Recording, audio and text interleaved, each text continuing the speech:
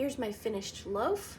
Ignore my ugly scoring. I tried to score a few minutes in, but the crust hadn't sealed yet, and so instead it just drug the dough through. Look at those holes.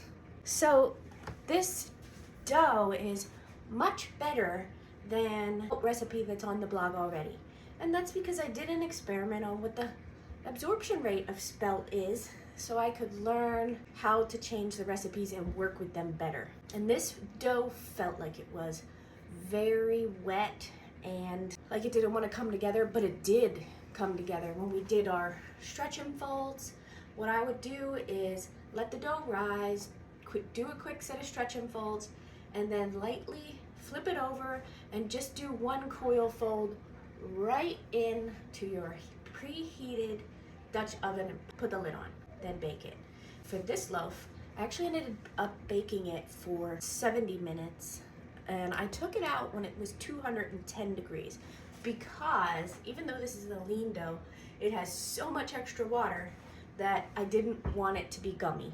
And it is still a soft and moist bread in the inside.